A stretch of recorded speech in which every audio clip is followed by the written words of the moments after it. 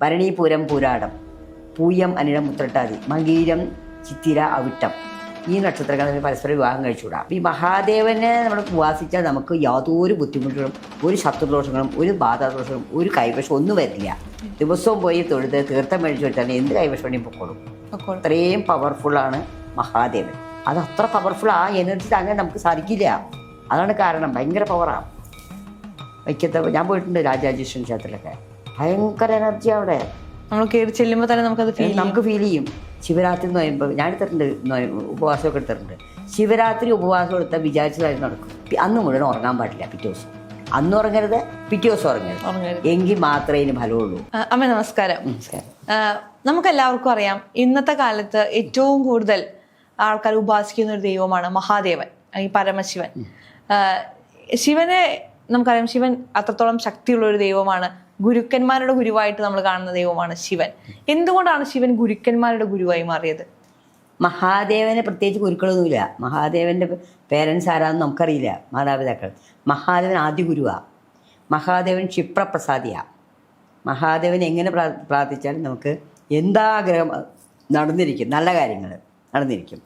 മഹാദേവനെ മനസ്സിൽ ധ്യാനിച്ച്, നമ്മുടെ മനസ്സിലെ അനാഹർ ചക്രം എന്ന് പറയും, മനസ്സിൽ ധ്യാനിച്ച് നമുക്ക് ശിവശിവായെന്ന് ചൊല്ലിക്കഴിഞ്ഞാൽ, കുറച്ച് നേരം കണ്ണട ശിവശിവായെന്ന് ചൊല്ലിക്കണം, കുറച്ച് നാൾ കഴിയുമ്പോൾ നമുക്ക് തന്നെ അതിലേക്കൊരു സിദ്ധി വരും. അതേപോലെ നമഃശിവായ എന്ന് ചൊല്ലിയിട്ട് നമ്മൾ ശ്വാസം എടുത്തിട്ട് നമ്മളിങ്ങനെ ഊതി വിട്ടാൽ, ഇങ്ങനെ ശ്വാസം വിടുമ്പോഴേ ഇങ്ങനെ വിടില്ലേ, അത് നോക്കിയിട്ട് നമുക്ക് ഒരുപാട് കാര്യങ്ങൾ പറയാൻ പറ്റും. മഹാദേവൻ എന്ന് പറഞ്ഞാൽ ആദ്യ ഗുരുവല്ലേ മഹാദേവൻ. മഹാദേവന് ചെയ്യാൻ പറ്റാത്ത ഒന്നുമില്ല. മദ്യപാനം തീർക്കാൻ മഹാദേവന് പറ്റും. എങ്ങനെ പറ്റും? വഴക്കാളികളും കുരുത്തക്കഴിക്കുന്ന പിള്ളേരൊക്കെ വീടുകളിൽ അമ്മമാർ സങ്കടം സഹിക്കാൻ പറ്റാത്ത കഞ്ചാവ് വലിച്ചു എന്നൊക്കെ പറയും. അങ്ങനെയുള്ളവരുടെ പേരിൽ മഹാദേവന് വെള്ളിയാഴ്ച തോറും ധാര, പിൻവിളക്ക്, മൃത്യുഞ്ജയ പുഷ്പാഞ്ജലി കഴിപ്പിക്കുക. പിറ്റേ ദിവസം ശനിയാഴ്ച മൃത്യുഞ്ജയ പുഷ്പാഞ്ജലി മാത്രം ചെയ്യുക. അങ്ങനെ കൃത്യമായിട്ട് ചെയ്തു കഴിഞ്ഞാൽ ഇവരുടെ സ്വഭാവദോഷമൊക്കെ മാറും. അത് സത്യമുള്ള കാര്യം. കുട്ടിയുടെ പേരിലാണോ ചെയ്യേണ്ടത്? കുട്ടിയോ വലിയവരോ, വലിയവർക്കുണ്ടല്ലോ സ്വഭാവദൂഷ്യം. അതെ, മദ്യപാനൊക്കെ വലിയവരല്ലേ. എന്ത് തന്നെങ്കിലും. പിന്നെ അതേപോലെ പ്രദോഷത്തിൽ നാൾ, പ്രദോഷം ഭഗവാൻ ഇഷ്ടമുള്ള സമയം. പ്രദോഷത്തിൽ നാൾ ഭസ്മം സമർപ്പിക്കുക. അതേപോലെ തന്നെ അന്ന് ഭയങ്കര സന്തോഷമുള്ള ദിവസമാണ് മഹാദേവന്. ധാര, പ്രദോഷ വൈകുന്നേരങ്ങൾ ധാര കഴിക്കുന്ന പ്രദോഷത്തിന് മാത്രമേ ഉള്ളൂ. പ്രദോഷധാര, മഹാദേവന് ഭസ്മം സമർപ്പിക്കുക, മഹാദേവന് വെള്ള നൈവേദ്യം സമർപ്പിക്കുക. ഇതൊക്കെ വളരെ വളരെ വളരെ വിശേഷ കാര്യങ്ങളാണ് മഹാദേവൻ. വിവാഹം എന്ത് ചെയ്തിട്ടും വിവാഹം നടക്കണില്ല, എല്ലാം ഉണ്ട്, നടക്കണില്ല. അപ്പോൾ മഹാദേവത്തെ പാർവ്വദേവി ഉണ്ടാവുമല്ലോ, തുമ്പപ്പൂ കൊണ്ട് തിങ്കളാഴ്ച തോറും സ്വയംവര പുഷ്പാഞ്ജലി കഴിച്ചാൽ വിവാഹം നടക്കും. അതേപോലെ ഈ മദ്യപനഞ്ചുള്ള ആൾക്കാരൊരു സ്നേഹം, മദ്യപനഞ്ചു എന്നൊരു സംഭവമുണ്ട്. ആ മദ്യപനഞ്ചു വെച്ചാൽ നമ്മൾ വിരലുകൾ എണ്ണുമ്പോൾ ഇവിടെ അശ്വതി, ഭരണി, അങ്ങനെ ഒരു സംഭവമുണ്ട്. ആ മദ്യപനഞ്ചു നക്ഷത്രക്കാലത്ത് വിവാഹം കഴിച്ചുകൂടാം. ഭരണീപുരം പൂരാടം, പൂയം അനിഴം ഉത്രട്ടാതി, മകീരം ചിത്തിര അവിട്ടം. ഈ നക്ഷത്രക്കാലത്ത് പരസ്പരം വിവാഹം കഴിച്ചുകൂടാം. അപ്പോൾ അങ്ങനെ വരുമ്പോൾ ഇഷ്ടമാണെന്ന് ചോദിക്കുക. ഭരണി നക്ഷത്രക്കാർ, പൂരാട നക്ഷത്രക്കാർ ഇഷ്ടമാണെന്ന് ചോദിക്കുക. എന്ത് ചെയ്യും? അവർക്ക് കഴിച്ചേ പറ്റുള്ളൂ. നമ്മുടെ അടുത്ത് വരിക, ഞങ്ങൾക്ക് പിരിയാൻ പറ്റും, ഞങ്ങളുടെ വർഷങ്ങളായിട്ട് സ്നേഹമാണ്, വീട്ടുകാർ സമ്മതിക്കണം, വീട്ടുകാരും വരും. അപ്പോൾ എന്ത് ചെയ്യുന്നത് വെച്ചാൽ വരാഹത്തിൻ്റെ പ്രതിമയുണ്ടല്ലോ, സ്വർണ്ണ പ്രതിമ മേടിച്ച് 21 രണ്ടുപേര് ഒഴിഞ്ഞ് അവരുടെ നീളത്തിൽ വെള്ളിനൂരും കൂടി ചേർത്ത് ശിവപാർവതിമാരുടെ ക്ഷേത്രങ്ങളുണ്ടാവും. ശിവപാർവതിമാരുടെ ക്ഷേത്രമൊക്കെ ഉണ്ട്. വൈക്കത്തപ്പത്തിൽ അമ്പലമുണ്ട്, അത് പള്ളിപ്പുറം എന്ന് പറയും, അവിടെ ഒരു അമ്പലമാണ്. അങ്ങനെയുള്ള ശിവപാർവതിമാർ ഒന്നിച്ചിരിക്കുന്ന ക്ഷേത്രത്തിൽ കൊണ്ട് സമർപ്പിച്ചു കഴിഞ്ഞാൽ ഇവരുടെ ഈ മദ്യപന ദോഷവും ഭേദദോഷമൊക്കെ മാറും, പൂർണ്ണമായി മാറും.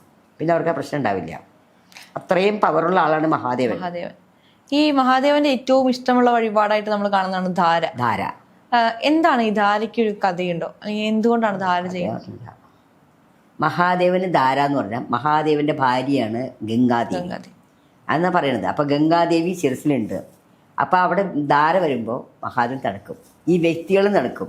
ഈ ചൂട് പിടിച്ചിരിക്കുന്ന ആൾക്ക്, മാനസിക ഭ്രാന്തി, അങ്ങനത്തെ വിഷമമുള്ളവർക്ക് മഹാദേവന് ധാര ചേർത്താൽ മാറ്റം വരും. അതേപോലെ തന്നെ നമുക്ക് മഹാരോഗങ്ങളൊക്കെ വന്നു കഴിഞ്ഞാൽ രക്ഷയില്ലെങ്കിൽ മഹാദേവന് തേൻ ധാര നടക്കും, തേനും കൊണ്ട്. പിന്നെ ഇവിടെ ഏറ്റുമാനൂരപ്പന് കുടം എണ്ണ എന്ന് പറയും, ഒരു കുടം എണ്ണ. ആ എണ്ണ നേർന്നാലും ഈ ദോഷങ്ങളൊക്കെ മാറും. കേസ് ജയിക്കാൻ, ഇപ്പം നമ്മൾ കേസൊക്കെ വന്നേക്ക് രക്ഷയില്ല, നമ്മൾ സത്യമുണ്ട്, നമുക്ക് കേസ് ജയിക്കാനായിട്ട് ഏറ്റുമാനൂരപ്പന് കുടം ധാര തരിക. ആയുസ് രോഗാവസ്ഥയിൽ നമ്മൾ രക്ഷപ്പെടില്ലാന്ന് വെച്ചാൽ ഏറ്റുമാനൂരപ്പന് വെള്ളി നൂൽ നേരുക. ഇതൊക്കെ ചെയ്താൽ ഏറ്റുമാനൂരപ്പൻ ശിവന മഹാദേവനാണുള്ളതും ഉഗ്രമൂർത്തിയാണത്, അഘോരമൂർത്തിയാണത്. അഘോരമൂർത്തിയാണ് ഏറ്റുമാനൂരുള്ളത്. വൈക്കത്ത് ശാന്തനായിട്ടാണ്. അപ്പോൾ ഈ മഹാദേവനെ നമ്മൾ ഉപാസിച്ചാൽ നമുക്ക് യാതൊരു ബുദ്ധിമുട്ടുകളും ഒരു ശത്രുദോഷങ്ങളും ഒരു ബാധാദോഷങ്ങളും ഒരു കൈവശം ഒന്നും വരില്ല. ദിവസവും പോയി തൊഴുത് തീർത്ഥം മേടിച്ചു കൊടുത്താൽ എന്ത് കൈവശം വേണമെങ്കിൽ പൊക്കോളും. അത്രയും പവർഫുള്ളാണ് മഹാദേവൻ. ഈ മഹാദേവന്റെ ക്ഷേത്രങ്ങളിൽ നമ്മൾ പൂർണ്ണമായി പ്രദക്ഷിണം വെക്കാറില്ല, പാടില്ല. അതെനിക്ക് തോന്നുന്നു ഏറ്റവും വലിയ എനർജിയാണ് ശിവനെന്നും, അതുകൊണ്ട് ആ ഫുൾ എനർജിയെ നമ്മൾ അളക്കാൻ പാടില്ല എന്നും അതിനുള്ളൊരു ചരിത്രം ഉണ്ടാവും. നടക്കാൻ പാടില്ല മഹാദേവന്റെ. അത് ഈ എനർജിയുടെ സങ്കല്പം കൊണ്ട് തന്നെയാണ്. വേറെ ഒരു കഥയുണ്ട്, കിട്ടില്ല. മഹാദേവന് മുറിഞ്ഞു കിടക്കാൻ പാടില്ല, പകുതി പ്രദക്ഷിണം വെച്ചിട്ടാ വരും. പക്ഷേ ഇപ്പോൾ പാവക്കുളത്ത് മഹാദേവൻ വൈദ്യനാഥനാണ്. ഓരോ സ്ഥലത്തും ഓരോ രീതിയിലാണ്. കണ്ണൂരൊരു അമ്പലമുണ്ട്, രാജരാജേശ്വരൻ ക്ഷേത്രം. അത് സ്ത്രീകൾക്ക് സന്ധ്യയ്ക്ക് ശേഷം കയറാവും, 8 മണിക്ക് ശേഷം കയറാവും. അത് സ്ത്രീകൾക്ക് കയറാൻ പാടില്ല, പുരുഷന്മാർക്ക് കയറാം. അത് അത്ര പവർഫുൾ, ആ എനർജി താങ്ങാൻ നമുക്ക് സാധിക്കില്ല. അതാണ് കാരണം, ഭയങ്കര പവറാണ്. വൈക്കത്തെ ഞാൻ പോയിട്ടുണ്ട് രാജരാജേശ്വരൻ ക്ഷേത്രത്തിലൊക്കെ, ഭയങ്കര എനർജി അവിടെ. നമ്മൾ കയറി ചെല്ലുമ്പോൾ തന്നെ നമുക്ക് ഫീൽ ചെയ്യും, ഭയങ്കര എനർജിയാണ്. വൈക്കത്ത് സമാധാനത്തിലുള്ള ആളാണ്. അതുപോലെ ഏറ്റുമാനൂരപ്പന് നമുക്ക് എന്തെങ്കിലും ബുദ്ധിമുട്ടുകളൊക്കെ വന്നെങ്കിൽ വെള്ള നിവേദ്യം തരും. വെള്ള നിവേദ്യം അവിടെ ആർക്കും സമർപ്പിച്ചു കൊടുത്താൽ മതി, നല്ലതാ അത്. രോഗശാന്തിക്കൊക്കെ നല്ലതാണ്, ഭയങ്കര പവർഫുള്ളാണ്. പിന്നെ അതുപോലെ ഇവിടെ കാളഹസ്തി, രാഹുകേതുക്കൾ, അതായത് കാളസർപ്പയോഗം വരും. രാഹുകേതുക്കളിൽ എല്ലാ ഗ്രഹങ്ങളും വരികയാണെങ്കിൽ അതിന് കാളസർപ്പയോഗം എന്ന് പറയും. അപ്പം നമുക്ക് വിചാരിച്ചൊന്നും സമയത്ത് കിട്ടില്ല, എല്ലാം സ്ലോ 40 വയസ്സ് നല്ല 40 വയസ്സ് കഴിഞ്ഞിട്ടല്ലേ പറ്റുള്ളൂ, അതുവരെ ജീവിക്കണ്ടേ. അപ്പോൾ കാളഹസ്തി പോയി അവിടെ രാഹുകേതു പൂജ ചെയ്യും. ആ ബിംബം വലിയ ആ ബിംബത്തിന് ചുറ്റിയിട്ടുണ്ട് നാഗം. നമ്മൾ കാണുന്ന എങ്ങനെയാണ് ഉണ്ടാവുമായിരിക്കും. അതിന് പൂജ ചെയ്യും. പാർവതി ദേവിയും ശിവനും അപ്പുറപ്പുറമുണ്ട്, പൂജ ചെയ്യും. ഭയങ്കര പവറാണ്. ഈ ശിവനെ കുറിച്ചിട്ട് ഞാൻ കഴിഞ്ഞൊരു ഇന്റർവ്യൂല് ഒരു പ്രഭാഷകനായ വ്യാസൻ എന്ന് പറയുന്ന ചേട്ടനായിട്ട് സംസാരിച്ചപ്പോൾ വ്യാസൻ ചേട്ടൻ പറഞ്ഞൊരു പോയിന്റ് ഉണ്ട്. നമ്മൾ മരിച്ചു കഴിഞ്ഞു കഴിഞ്ഞാൽ നമ്മുടെ കുടുംബക്കാർക്ക് പോയിട്ട് അല്ലെങ്കിൽ നമ്മുടെ ഉറ്റ സുഹൃത്തുക്കൾക്ക് അല്ലെങ്കിൽ നമ്മൾ പ്രണയിക്കുന്ന ആൾക്ക് പോലും നമ്മളെ കണ്ട പേടിയാണ്. പക്ഷെ ശിവനാണ് നമ്മളെ കാത്തിരിക്കുന്നത്, നമ്മുടെ ശ്മശാനത്തിൽ വന്ന് ജീവിക്കുന്ന മനുഷ്യനാണ് ശിവൻ. അതുകൊണ്ട് തന്നെ ഈ ആത്മാക്കൾക്ക് പ്രവേശനമുള്ള ഒരേ ഒരു അമ്പലം എന്ന് പറയുന്നത് ശിവന്റെ അമ്പലങ്ങളാണ്. ശിവന്റെ അമ്പലങ്ങളിലേക്ക് ആത്മാക്കൾക്ക് പ്രവേശനമുണ്ട് എന്നാണ് പറയുന്നത്. ഉണ്ട്. ഈ നമ്മുടെ ആലുവമണപ്പുറത്ത് കാറ്റുവെള്ളം പോയത് ഒരു കൂട്ടരും കാറ്റുവെള്ളം പോയി കുറച്ച് കഴിഞ്ഞപ്പോൾ അവിടെ ചില സ്ഥലത്ത് പ്രവേശിക്കാൻ പാടില്ല. എല്ലാവരും മരിച്ചു കഴിഞ്ഞാൽ വിഭജനം അവിടെയല്ലേ കൊണ്ടുവരുന്നത്. സഞ്ചാരം കഴിഞ്ഞാലും ഇതൊക്കെ കഴിഞ്ഞ് അവിടെയാണല്ലോ, മണപ്പുറത്താണല്ലോ ചെയ്യണത്. അപ്പോൾ ആ വശത്തേക്ക് പോയി പേടിച്ചു കഴിഞ്ഞിട്ട് അതിൻ്റെ അപ്പോൾ ഒരു ബാധ കയറി, ഞാനത് മാറ്റിയത്.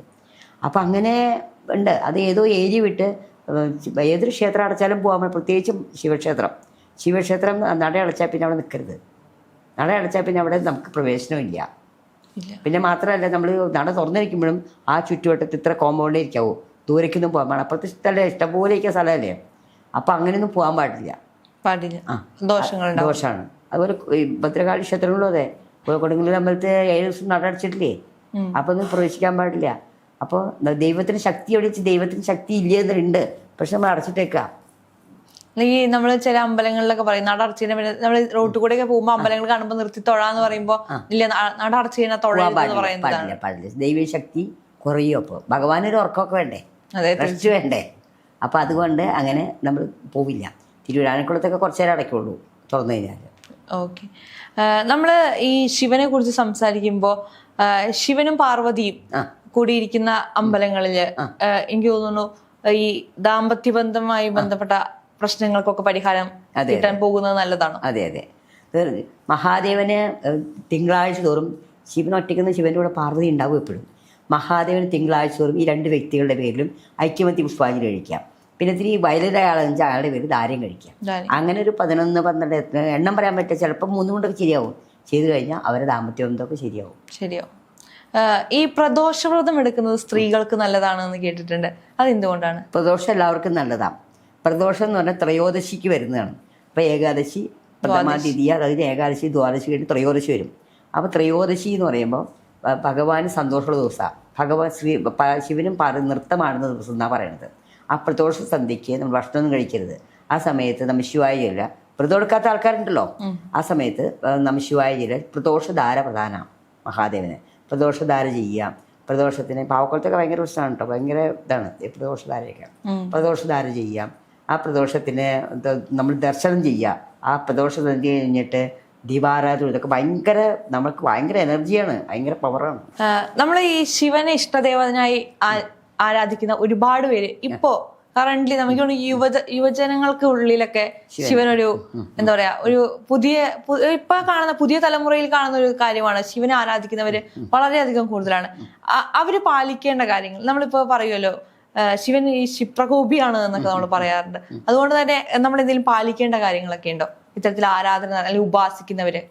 ശിവൻ മഹാദേവനെ ഉപാസിക്കും. ഇപ്പം നമുക്കിപ്പോൾ മന്ത്രങ്ങൾ ചെല്ലുമ്പോൾ വേറെ ഗുരുക്കന്മാർ മഹാദേവനെ ഗുരുവായിട്ട് എടുക്കാം. പക്ഷേ സത്യസന്ധമായിരിക്കണം. നമ്മൾ സത്യം വിട്ട് കളിച്ചാൽ അവിടെ അറിയും. അപ്പം നമുക്ക് പണി കിട്ടും. സത്യസന്ധതയുള്ളവർക്ക് മാത്രമേ ഭഗവാനെ കൂട്ടുള്ളൂ. പിന്നെ നമ്മൾ ഏത് സമയം നമശിവായ ചൊല്ലിക്കൊണ്ടിരുന്നാൽ വളരെ നല്ലതാണ്. അവിടെ ഭഗവാന്റെ അനുഗ്രഹമുണ്ട്. ഭഗവാൻ ഭയങ്കര ശിവപുരാണം ഇതൊക്കെ. ശിവരാത്രി 1000 ഏകാദശി നോറ്റ ഗുണമാണ് ശിവരാത്രിക്ക്.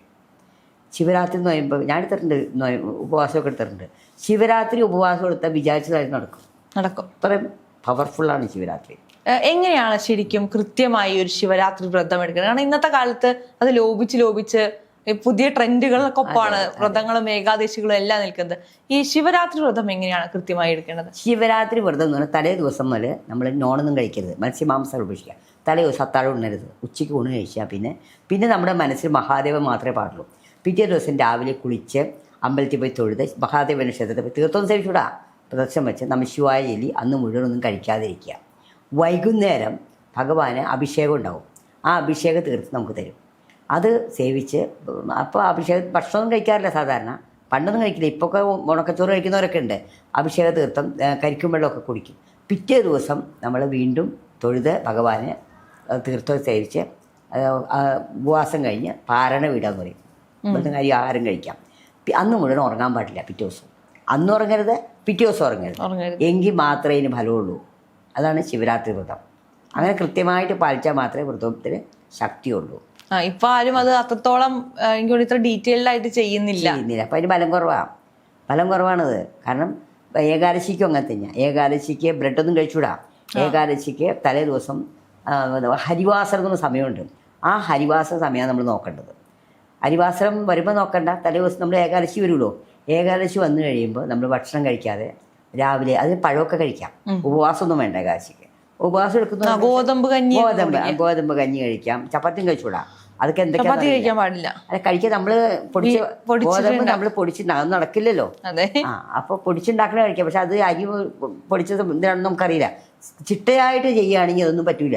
അപ്പൊ രാവിലെ എഴുന്നേറ്റ് കുളിച്ച് അമ്പലത്തിൽ പോയി തൊഴുത്, കൃഷ്ണന്റെ അമ്പലത്തിൽ പോയി തൊഴുത്, കൃഷ്ണനാണ് ഏകാദശിക്ക് തൊഴുത് കഴിഞ്ഞ് നമ്മളിപ്പോൾ ഗുരുവായൂർ ഏകാദശി വരുന്നുണ്ട്. വന്ന് നമ്മൾ ചായ കുടിക്കും. ചായക്ക് എന്തെങ്കിലും ചായ കുടിക്കുന്നവർ കുടിക്കാം, പഴങ്ങളൊക്കെ കഴിക്കാം. ഉച്ചയ്ക്ക് ഗോതമ്പ് കഞ്ഞിയോ ചോറോ ഉപ്പുമാവോ എന്തുകൊണ്ടെങ്കിലും കഴിക്കാം. അരിയൊന്നും കഴിക്കാൻ പാടില്ല, അത്രേ ഉള്ളൂ. പപ്പടമൊന്നും കഴിച്ചുകൂടാ, ഉഴുന്നൊന്നും കഴിച്ചുകൂടാ. വൈകുന്നേരം സാധാരണ കഴിക്കുന്നത് വൈകുന്നേരം പഴം എന്തെങ്കിലും കഴിക്കുള്ളൂ. എന്നിട്ട് ധാരാളം നമോ നാരായണായ ചൊല്ലണം. അത് കഴിഞ്ഞ് പിറ്റേ ദിവസം ഈ പറഞ്ഞ മാതിരി രാവിലെ കുളിച്ച് കൃഷ്ണത്തോട് അമ്പലത്തിൽ പോയി അല്ലെങ്കിൽ പാരണ വീടാം. അല്ലെങ്കിൽ ഇത്തിരി വെള്ളത്തിൽ തുളസിയിലിട്ട് മലരൊക്കെ ഇട്ട് കുഴിച്ചാലും മതി. എന്നിട്ട് ജോലിക്ക് പോകണവർക്ക് എപ്പോഴും അമ്പലത്തിൽ പോകാൻ പറ്റില്ല. അത് കഴിഞ്ഞിട്ട് അന്നും ഉച്ചയ്ക്ക് ഉറങ്ങാൻ പാടില്ല. ഉച്ചയ്ക്ക് ഉറങ്ങി അതിൻ്റെ വലം പോയി ഉറങ്ങാതിരിക്കണം. അതൊക്കെ വലിയ പണിയാ. അപ്പം ഇങ്ങനെയൊക്കെ ചെയ്തു കഴിഞ്ഞാൽ ശിവരാത്രിക്ക് ഉണ്ട്. അതാണ് ഏകാദശി. ശിവരാത്രി ഏകാദശി. ഗുരുവായൂർ ഏകാദശിക്ക് നമ്മൾ പാലിക്കേണ്ട കാര്യങ്ങൾ ഇതൊക്കെ തന്നെ. ഇത് തന്നെ ഗുരുവായൂർ അവിടെ കഞ്ഞി കിട്ടും. അതൊക്കെ ശുദ്ധമായ കഞ്ഞിയല്ലേ ഗുരുവായൂർ ഏകാദശി എന്ന് പറഞ്ഞാൽ ഭയങ്കര ഇതല്ലേ. അതെ. ഈ വൈകുണ്ഠ ഏകാദശി അതും ഇതുപോലെ തന്നെയാണ്. അത് കുറച്ചുകൂടി എല്ലാ ഏകാദശിയും നോക്കേണ്ടത് ഇങ്ങനെ തന്നെയാണ്. ഒരു മാസത്തിൽ 2 ഏകാദശി, കറുത്ത ഏകാദശി, വെളുത്ത ഏകാദശി ഉണ്ട്. വെളുത്ത ഭാഗം കഴിഞ്ഞ് വരുന്ന ഏകാദശി കറുത്ത ഏകാദശി, കറുത്ത ഭാഗം കഴിഞ്ഞ് വരുന്ന ഏകാദശി വെളുത്ത ഭാഗം. ഇപ്പൊ വെളുത്ത ഏകാദശിയാണ്. ഇപ്പൊ ഗുരുവായൂർ ഏകാദശി. അപ്പൊ മറ്റു തൃപ്രയാർ ഏകാദശിയായിരുന്നു കറുത്ത പക്ഷത്തിൽ. ഇത് വെളുത്ത പക്ഷത്തിൽ വരുന്നതാണ് ഗുരുവായൂർ ഏകാദശി.